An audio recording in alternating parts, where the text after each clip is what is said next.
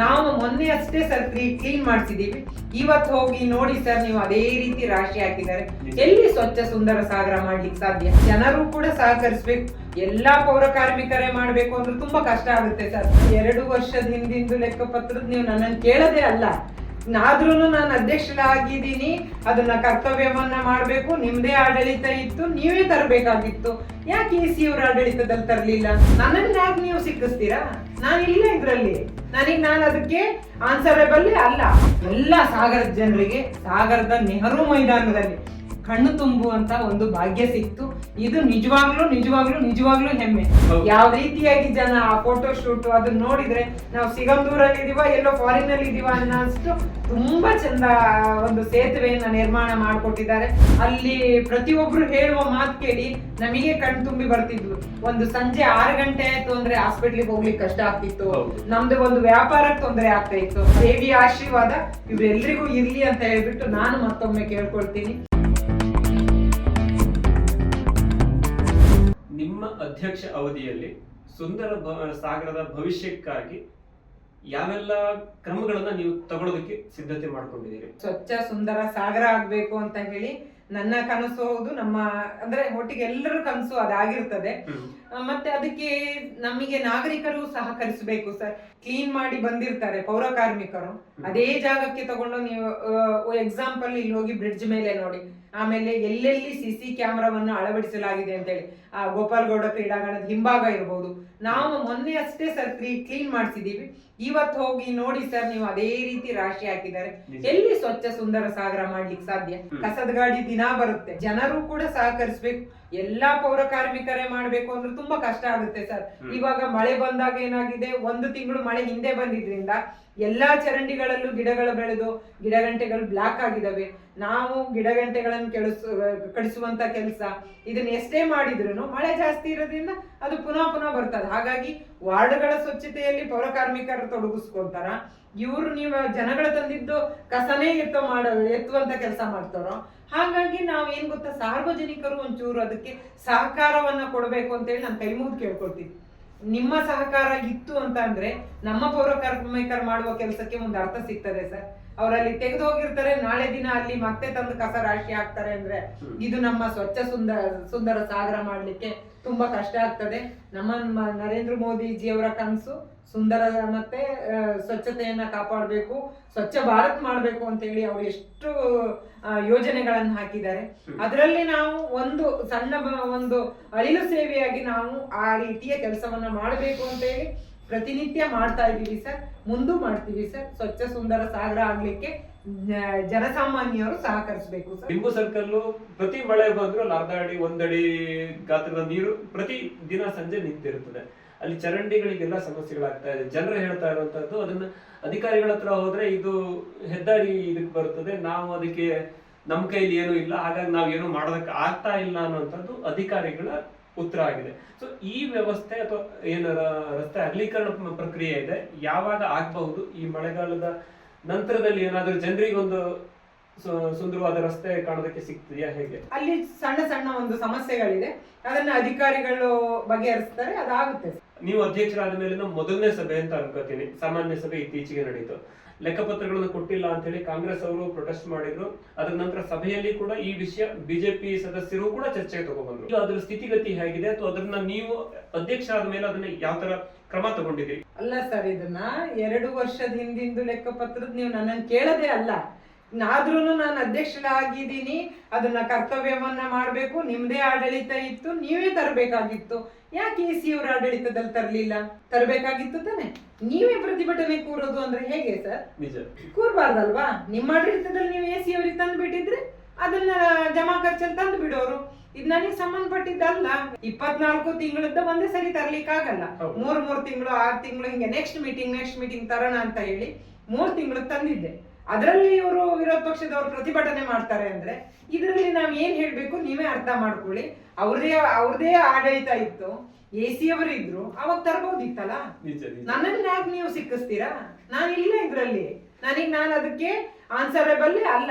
ಆದ್ರೂ ಕೂಡ ನಗರಸಭೆ ಅಧ್ಯಕ್ಷರಾಗಿ ಉತ್ತರ ಕೊಡ್ಲೇಬೇಕು, ಜಮಾ ಖರ್ಚನ್ನು ತರಲೇಬೇಕು. ಇವಾಗ ಸರ್ ನೆಕ್ಸ್ಟ್ ಮೀಟಿಂಗ್ ಅಲ್ಲಿ 24 ತಿಂಗಳದ ಜಮಾ ಖರ್ಚನ್ನ ತಂದಿದ್ದೀನಿ ಸರ್. 31 ಜನನು ಕೂಡ ನೋಡ್ತಾರೆ. ನೆಹರು ಮೈದಾನ ಇದೆ ಅಲ್ವಾ, ತುಂಬಾ ಹಳೆಯ ಕ್ರೀಡಾಂಗಣ, ಜೊತೆಗೆ ಎಲ್ಲ ವಯಸ್ಸಿನ ಜನರು ಕೂಡ ನೆಹರು ಮೈದಾನದಲ್ಲಿ ಓಡಾಡ್ತಾರೆ. ಅವರದ್ದು ಹಲವು ವರ್ಷಗಳ ಬೇಡಿಕೆ ಇರುವಂತಹದ್ದು ಒಂದು ಶೌಚಾಲಯ ಬೇಕು. ಹಾಲಪ್ಪ ಅವರು ಶಾಸಕರಾಗಿದ್ದ ಕಾಲದಲ್ಲೂ ಹಲವು ಬಾರಿ ಮನವಿಯನ್ನ ಮಾಡಿದ್ರು. ನಂತರ ಈಗ ಗೋಪಾಲಕೃಷ್ಣ ಅವರು ಶಾಸಕರಾದ ನಂತರ ಕೂಡ ಹಲವು ಬಾರಿ ಮನವಿಯನ್ನ ಮಾಡಿ ಅವ್ರ ಮನೆಗೆ ಹೋಗಿ ಕೊಟ್ಟಿದ್ದಾರೆ. ಅದು ಯಾವಾಗ ಅದು ಆಗಬಹುದು? ಖಂಡಿತ ಸರ್, ನಿಮಗೆ ಬೇಕು ಅಂದ್ರೆ ನಾಳೆನೇ ನಾವು ಮಾಡಿಸ್ಕೊಡ್ತೀವಿ. ಆದ್ರೆ ಅಲ್ಲಿ ಜನ ಬೇಡ ಅಂತಿದ್ದಾರೆ ಸರ್. ಒಂದು ಶೌಚಾಲಯ ಇತ್ತು ಅಂದ್ರೆ ಅದು ಸ್ವಚ್ಛವಾಗಿದ್ದರೆ ಮಾತ್ರನೇ ಅದಕ್ಕೆ ಒಂದು ಅರ್ಥ ಇರುತ್ತೆ. ಮೇಡಮ್ ಅದನ್ನ ಕ್ಲೀನ್ ಮಾಡೋದಿಲ್ಲ, ನೀರ್ ಹಾಕೋದಿಲ್ಲ, ಗಲೀಜಾಗುತ್ತೆ ಅಂತ ಹೇಳಿ ತುಂಬಾ ಜನ ನಮಗೆ ಇಲ್ಲಿ ಬೇಡ ಅಂತ ಹೇಳ್ತಿದ್ದಾರೆ. ವಾಯು ವಿಹಾರದವ್ರು ಮೊನ್ನೆ ಬಂದು ಸರ್ ಮನವಿಯನ್ನ ಕೊಟ್ಟಿದ್ರು. ಅಲ್ಲಿ ಹಿರಿಯರು ಬರ್ತಾರೆ, ಚರಂಡಿಗೆ ಬೀಳ್ತಾರೆ ಅಂತ ಹೇಳಿ, ಅಲ್ಲಿಗೆ ನೀವು ವಾಲ್ಗಳನ್ನ ಹಾಕೊಡಿ ಅಂತ. ನಾನು ಅಧ್ಯಕ್ಷ ಆದ್ಮೇಲೆ ಅದು ವಾಲ್ ಹಾಕೊಟ್ಟಿದೀವಿ ಸರ್. ಅಲ್ಲಿ ಶೌಚಾಲಯ ನಿರ್ಮಿಸೋದಾದ್ರೆ ಈ ಕಡೆ ನೆಹರು ವಾಟರ್ ಟ್ಯಾಂಕ್ ಇದೆ ಅಲ್ಲ, ಅದ್ರ ಪಕ್ಕದಲ್ಲಿ ಅಥವಾ ಅಲ್ಲೆಲ್ಲಾದ್ರೂ ನಿರ್ಮಿಸೋದಕ್ಕೆ ಅವಕಾಶಗಳಿದೆ. ಅಥವಾ ನೀವು ಈಗ ಪೊಲೀಸ್ ಸ್ಟೇಷನ್ ಏನ್ ಜಾಗ ಇದನ್ನ ಮಾಡ್ತಾ ಇದ್ದೀರಿ, ನಂತರ ರಸ್ತೆ ಕ್ಲೋಸ್ ಆದ ಮೇಲೆ ಅಲ್ಲೆಲ್ಲಾದ್ರೂ ನಿರ್ಮಿಸೋದಕ್ಕೆ ಅವಕಾಶಗಳು ಇದೆ ಅಂತ ಇದ್ರೆ ನೀವು ಗಮನಿಸಬಹುದಲ್ಲ. ಅಲ್ಲಿ ಎಲ್ಲಿ ಜಾಗ ಇದೆ ಅನ್ನೋದೇನಾದ್ರು ಇದ್ರೆ ನಾವು ಮಾಡ್ಕೋಣ. ಲೈಟ್ ಬೇಕು ಅಂದ್ರೆ ಹೈ ಮಾಸ್ಕ್, ಇನ್ನೂ ಒಂದ್ ಲೈಟ್ ಅನ್ನ ಈಗ ಹಾಕ್ಲಿಕ್ಕೆ ಟೆಂಡರ್ ಅನ್ನ ಕರೆದಿದ್ದಾರೆ. ವಿಠಲ್ ಹೆಗ್ಡೆ ಅವರು ಅದನ್ನ ಮಾತಾಡಿ ಕೂಡ ಬಂದಿದ್ದಾರೆ. ನಾಗಪ್ಪನವರು ಕೂಡ ಹೋಗಿ ಅದನ್ನ ಪರಿಶೀಲನೆ ಮಾಡ್ಕೊಂಡು ಬಂದಿದ್ದಾರೆ. ಆ ಲೈಟ್ ಅನ್ನ ಹಾಕೊಡ್ತಾರೆ.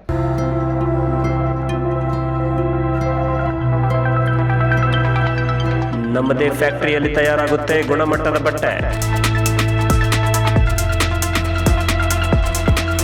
ಶುಭ ಕಾರ್ಯಕ್ಕೆ ಸಿಗುತ್ತೆ ವೈವಿಧ್ಯಮಯ ಜವಳಿ. ಮಲೆನಾಡಲ್ಲಿ ಫೇಮಸ್ ಇದೆ ನಮ್ಮ ಅಂಗಡಿ. ಹಿಂದೆ ಭೇಟಿ ಕೊಡಿ. ಪಾಂಡುರಂಗ ಟೆಕ್ಸ್ಟೈಲ್ಸ್, ಜವಳಿ ವ್ಯಾಪಾರಿಗಳು, ಜೋಗ ರಸ್ತೆ, ತಾಳಗುಪ್ಪ.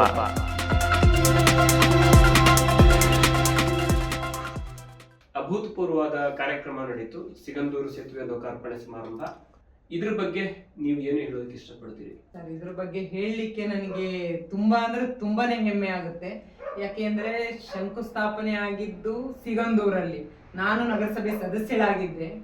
ಉದ್ಘಾಟನೆ ಆಗಿದ್ದು ನಮ್ಮ ಸಾಗರ ನಗರದಲ್ಲಿ, ನಮ್ಮ ಒಂದು ನಗರಸಭೆ ವತಿಯಿಂದ ಅಲ್ಲಿ ಎಲ್ಲಾ ಕೆಲಸವನ್ನ ಮಾಡೋ ಅವಕಾಶವನ್ನ ಮಾಡಿಕೊಟ್ರು. ಎಲ್ಲ ಸಾಗರದ ಜನರಿಗೆ ಸಾಗರದ ನೆಹರು ಮೈದಾನದಲ್ಲಿ ಕಣ್ಣು ತುಂಬುವಂತ ಒಂದು ಭಾಗ್ಯ ಸಿಕ್ತು. ಇದು ನಿಜವಾಗ್ಲೂ ಹೆಮ್ಮೆ. ಯಾಕೆಂದ್ರೆ ನಾವು ಅದರಲ್ಲಿ ಪಾಲ್ಗೊಂಡ್ವಿ. ನಾನ್ ನಗರಸಭೆ ಅಧ್ಯಕ್ಷರಾಗಿ ಆ ವೇದಿಕೆಯಲ್ಲಿ ಇದ್ದೀನಿ. ಅಂತ ನಾಯಕರ ಜೊತೆ ನಾವು ವೇದಿಕೆ ಹಂಚ್ಕೊಂಡಿದೀವಿ ಅಂದ್ರೆ ಇದಕ್ಕಿಂತ ಗೋಲ್ಡನ್ ಆಪರ್ಚುನಿಟಿ ಇದೆಯಾ ಸರ್? ಇದಕ್ಕಿಂತ ಭಾಗ್ಯ ಬೇಕಾ? ಆ ಸಿಗಂದೂರ್ ತಾಯಿಯ ಆಶೀರ್ವಾದದಿಂದ ನಮಗೆ ಈ ಅವಕಾಶ ಸಿಕ್ಕಿದ್ದಕ್ಕೆ ನಾನು ತುಂಬಾ ಹೆಮ್ಮೆ ಪಡ್ತೀನಿ. ಸಿಗಂದೂರ್ ಸೇತುವೆ ಆಗ್ಲಿಕ್ಕೆ ಅನೇಕ ಜನರ ಹೋರಾಟದ ಫಲ ಸಿಗಂದೂರ್ ಸೇತುವೆ ಆಗಿದೆ. ಅದರಲ್ಲಿ ಎಲ್ಲರೂ ಕೂಡ ಹಿಂದಿನಿಂದನೂ ಹೋರಾಟ ಮಾಡ್ಕೊಂಡು ಬಂದಿದ್ದಾರಂತೆ. ನಮ್ಮ ಹೆಮ್ಮೆಯ ನರೇಂದ್ರ ಮೋದಿಜಿಯವರ ನಾಯಕತ್ವದಲ್ಲಿ 11 ವರ್ಷದ ಸಾಧನೆಯಲ್ಲಿ ಸಿಗಂದೂರ್ ಸೇತುವೆ ಆಗಿದೆ ಅಂತಕ್ಕಂಥದ್ದು ತುಂಬಾ ಹೆಮ್ಮೆ ಪಡುವಂತ ವಿಷಯ. ಯಡಿಯೂರಪ್ಪಾಜಿಯವರ ಹೋರಾಟದಿಂದ, BY ರಾಘವೇಂದ್ರ ಅವರ ಶ್ರಮದಿಂದ, ಪ್ರಹ್ಲಾದ್ ಜೋಶಿ ಅವರೇ ಹೇಳಿದ್ರು ಬೆನ್ನೆತ್ತಿದ ಬೆಹತಾಳ ತರ ಅಂತ ಹೇಳಿ, ಒಂದು ಯಾವುದೇ ಸರ್ಕಾರಿ ಕೆಲಸಗಳಾದ್ರೆ ಅದನ್ನ ಫಾಲೋ ಅಪ್ ಮಾಡಬೇಕು. ಆ ಒಂದು ಫಾಲೋ ಅಪ್ ಮಾಡಿ ರಾಘಣ್ಣನವರ ಶ್ರಮದಿಂದ ಸಿಗಂದೂರ್ ಸೇತುವೆ ಆಗಿದೆ ಅಂತಕ್ಕಂಥದ್ದು ತುಂಬಾ ಹೆಮ್ಮೆ ಪಡ್ಲಿಕ್ಕೆ ಇಷ್ಟಪಡ್ತೀನಿ. ನಾವು ನೋಡಿರ್ತಕ್ಕಂಥ ಸಿಗಂದೂರು ಲಾಂಚಲ್ಲಿ ಹೋಗಿದ್ದವರು ಇವತ್ತು ಸಿಗಂದೂರು ಸೇತುವೆ ಮೇಲೆ ಹೋಗಿ ಉದ್ಘಾಟನೆ ಕಾರ್ಯಕ್ರಮದಲ್ಲಿ ಭಾಗವಹಿಸ್ತಿದೀವಿ ಅಂತಂದ್ರೆ ಅದರ ಹೆಮ್ಮೆಗೆ, ಅದರ ಒಂದು ಖುಷಿಗೆ ನನಗೆ ಹೇಳಲಿಕ್ಕೆ ಮಾತು ಬರ್ತಾ ಇಲ್ಲ ಸರ್. ಪ್ರತಿಯೊಬ್ರು ಕೂಡ ಅಲ್ಲಿ ಮೊನ್ನೆ ಸಿಗಂದೂರು ದೇವಸ್ಥಾನಕ್ಕೆ ಹೋಗಿದ್ವಿ ಸರ್. ಅಲ್ಲಿ ಪ್ರತಿಯೊಬ್ರು ಹೇಳುವ ಮಾತು ಕೇಳಿ ನಮಗೆ ಕಣ್ ತುಂಬಿ ಬರ್ತಿದ್ವು. ಒಂದು ಸಂಜೆ 6 ಗಂಟೆ ಆಯ್ತು ಅಂದ್ರೆ ಹಾಸ್ಪಿಟ್ಲಿಗೆ ಹೋಗ್ಲಿಕ್ಕೆ ಕಷ್ಟ ಆಗ್ತಿತ್ತು. ನಮ್ದು ಒಂದು ವ್ಯಾಪಾರಕ್ಕೆ ತೊಂದರೆ ಆಗ್ತಾ ಇತ್ತು. ಸಿಗಂದೂರು ಸೇತುವೆ ಮೇಲೆ ಹೋಗಿ ಮೊನ್ನೆಯಿಂದ ನೋಡ್ತಾ ಇದೀವಿ ಯಾವ ರೀತಿಯಾಗಿ ಜನ ಆ ಫೋಟೋ ಶೂಟ್ ಅದನ್ನ ನೋಡಿದ್ರೆ ನಾವು ಸಿಗಂದೂರಲ್ಲಿ ಇದೀವ ಎಲ್ಲೋ ಫಾರಿನ್ ಅಲ್ಲಿ ಇದೀವ ಅನ್ನೋಷ್ಟು ತುಂಬಾ ಚಂದ ಒಂದು ಸೇತುವೆಯನ್ನ ನಿರ್ಮಾಣ ಮಾಡಿಕೊಟ್ಟಿದ್ದಾರೆ. ಪ್ರತಿಯೊಬ್ಬ ಜನರಿಗೂ ಕೂಡ ಅದು ಸಹಕಾರ ಆಗುವಂತ ಒಂದು ಸೇತುವೆ. ಎಲ್ಲರೂ ಕೂಡ ಅದಕ್ಕೆ ಆ ಭಾಗದ ಜನರಂತೂ ತುಂಬಾ ಹೆಮ್ಮೆ ಪಟ್ಟಿದ್ದಾರೆ.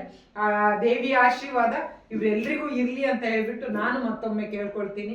ಹಾಗೆ ನಮ್ಮ ಎಲ್ಲ ನಗರಸಭಾ ಸದಸ್ಯರಿಗೆ ಮತ್ತೆ ನಮ್ಮ ಎಲ್ಲ ಅಧಿಕಾರಿ ಮಿತ್ರರಿಗೆ ನಮಗೆ ಸಹಕಾರವನ್ನ ಕೊಡ್ತೀರಾ, ಎಲ್ಲ ನಮ್ಮ ಪಕ್ಷದ ಮುಖಂಡರಿಗೆ ಕೆಲಸ ಕಾರ್ಯಗಳು ನಡಿಬೇಕು ಅಂತ ಅಂದ್ರೆ ಅದಕ್ಕೆ ನಮಗೆ ಹಿಂದಿನಿಂದ ಒಂದು ಸಹಕಾರವನ್ನು ನೀಡ್ತಿರ್ತಕ್ಕಂಥ ನನ್ನೆಲ್ಲ ನಾಯಕರಿಗೆ ನಾನು ನಮಸ್ಕಾರಗಳನ್ನು ತಿಳಿಸ್ತಾ ಅವಕಾಶ ಮಾಡಿಕೊಟ್ಟಿದ್ದಕ್ಕೆ ಧನ್ಯವಾದಗಳನ್ನು ತಿಳಿಸ್ತಾ ಇದ್ದೀನಿ. ನಮಸ್ಕಾರಗಳು. ಸಾಗರದಲ್ಲಿ ಆಗ್ತಾ ಇರುವಂತಹ ಕೆಲಸ ಕಾರ್ಯಗಳು, ಜೊತೆಗೆ ಮಳೆ ಅವಾಂತರ ಇತ್ಯಾದಿ ಹಲವು ವಿಷಯಗಳ ಬಗ್ಗೆ ಅಧ್ಯಕ್ಷರಾದ ಮೈತ್ರಿ ಪಾಟೀಲ್ ಅವರು ಮಾತಾಡಿದ್ದಾರೆ. ಕಾರ್ಯಕ್ರಮಕ್ಕೆ ಆಗಮಿಸಿದ್ದಕ್ಕಾಗಿ ಅವರಿಗೆ ಮತ್ತೊಮ್ಮೆ ಪೂರ್ವಕ ಧನ್ಯವಾದಗಳನ್ನು ಸಲ್ಲಿಸ್ತೀನಿ. Thank you madam. Namaste sir. ವೀಕ್ಷಕರೇ, ಇದು ಈ ಹೊತ್ತಿನ ವಿಶೇಷ. ಮತ್ತೆ ನಿಮ್ಮೊಂದಿಗೆ ಬರ್ತೀವಿ. ಸುದ್ದಿ ಸಹ್ಯ ನೋಡ್ತಾ ಇರಿ, ಸುದ್ದಿ ಸಹ್ಯಾದ್ರಿ.